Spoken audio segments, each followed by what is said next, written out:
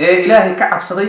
دينتي برتي ومدنا بر وناقنا فرو أيقنا حمانك فقادان إن إلهي لو ينون وشيك وأنا رول halkani waa Saudi official oo ku suurtagelinaya waxyaabo aadan ku fikreynin inaad marqaati ka noqoto xaruntiisu waa magaalada Paris ee dalka France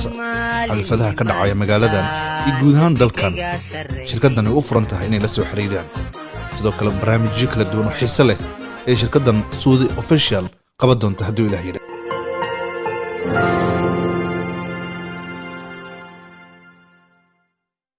السلام عليكم قلب وناكسن ظهور وناكسن وين السلام يا دماء أصحابتك كحيرا سودي أوفيشيال ميلو الباجوكتي واحد اللي يحيي معلم تهيدين وعناتو آدي آدي أوما سنتهين فضلا جنالك هدادك عصب تهي سبسكرايب سا هدو هرق وقوصا راينا هول نقاني كان بلالك فروق سيادو نقطة داودها كوبات انت تتاكم ميسي آدي أوما سنتهي واحد قصو بيرتي مع ميشا سودي أوفيشيال مامت عوانك الشاكدين واحد تهي محمد سعيد بيكي سيدا نقولنا هذا محمد سعيد بيكي وأيه دمبه هذا الكستا أو كذا براه بالشدة أما قاء وحفلته قبنا يبا قيلا يا كسر دبي يرجعت أيضا هذا الكيسة قاب أو سنهين لا فسره سيدا نقولنا هاي محمد سعيد بيكي وفنان صوماليات وكيالكي دوغ هاي أما عجارنا أما جرينك هاينا وإسكسير هذا هو فنان صومالي سيدان كورقمنا أيضا أساس تهي هذا الله بدن أو حنف له ووده بس هذا الله أن حنف لهين أي حنف له يا تصال هذا الكي قدام بي هاي قف كستا قف أي كعن سنتهي الله يقدره haddaba baraha bulshada dad fara badan ayaa waxay isla dhinac ordayaan ayagoo views iyo waxba ku raadinayo maxamed saciid bikey oo gaf ka dhacay oo diinta u gafay haddaba waayahay soomaalidu waxay dhahdaa hadalka qafna si u dheh qafna si u qaadi sidoo kale waxay dhahdaa soomaalidu ku maamahdaa hadal waa mergow kaloo hadba meel u jiidmaayo hadalka aniga haddan ku hadlayo xitaa hadalla qaldan oo qalafsan waa laga soo saari karaa haddii loo baahdo sidii turubka in loo baandeeyo ee wixii qaldan laga soo saaro ayadoo ay saas tahay ayaa maxamed saciid bikey hadalkiisii bal aan isla aragno wuxuu yiri iyo dadku waxay ka dheheen iyo falcelintii ka sameeyeen heesta liigu qaatay aad baan idin salaamayaa maasha allah guul iyo gobonimo sirta nolosha waa diin qofba qofku ka sarreeyo ama ka magac dheer yahay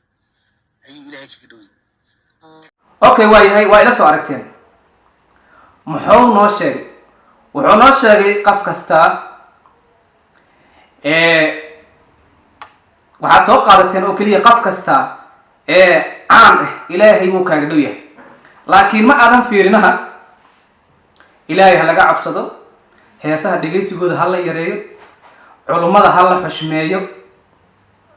ujeedka hadalkiisu aniga fikir ahaantiisa wuxuu leeyahay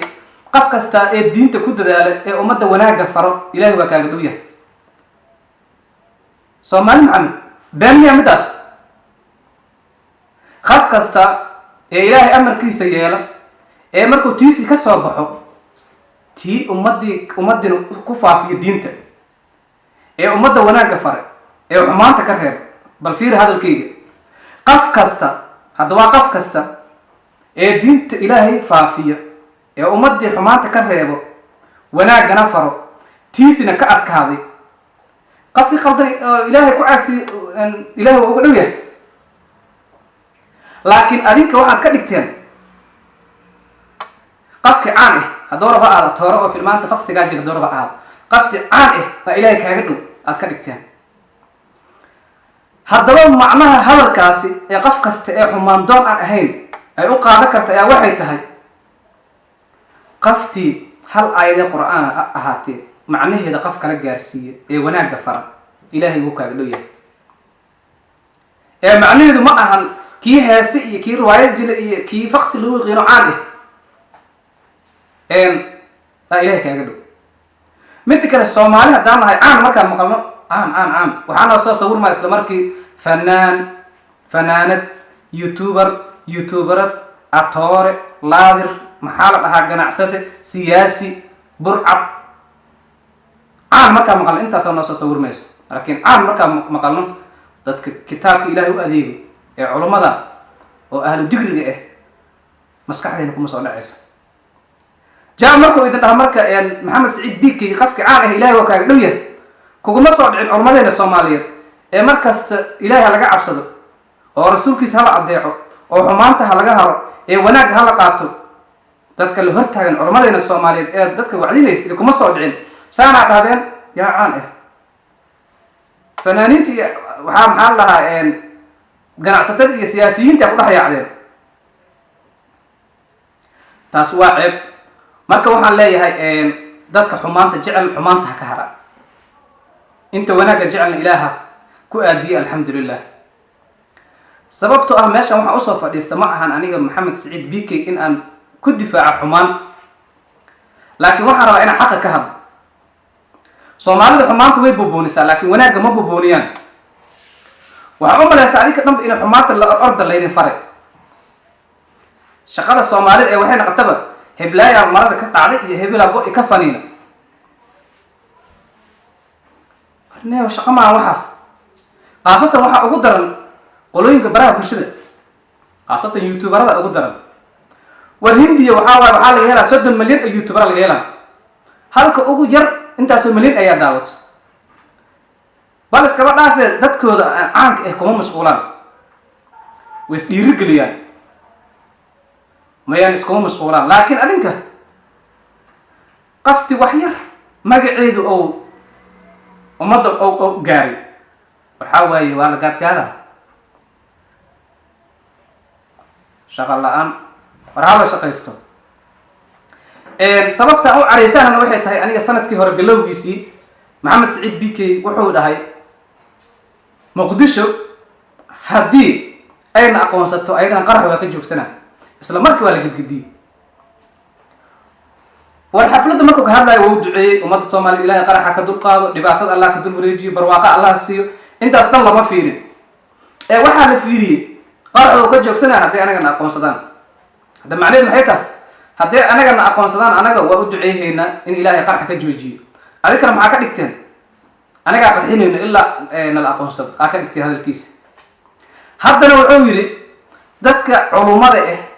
ee qowlka ilaahay iyo hadalkii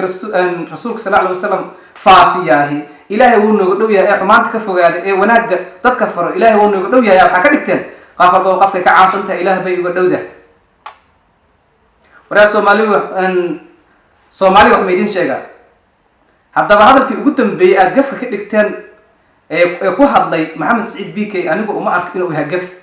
haddaad adinku u aragtiin gaf anigu waxaan u arkaa inuu yahay dadka culummada wax la weydiiyo ee dadka wax u sheego ee diinta wax laga weydiiyo ee ilaahay ka cabsaday ee diintii bartay ummadana baro wanaaggana faro ayagana xumaanta ka fogaadaan inay ilaahay nooga dhow yihiin oo noo sheego waana run aad iyo aad ay umahadsantihiin barnaamijka noo sheer gareeya la wadaag asxaabtaada haddii aad ka hesha leeg saar sabscribe ha ka hilmaami doono sabscribe kuu saareen gambaleelkana furo mar kale si aa u noqdo daawada koobaad aad ay u mahadsantihiin waa suudi oo idin leh maalinta idin wacnaato nabadi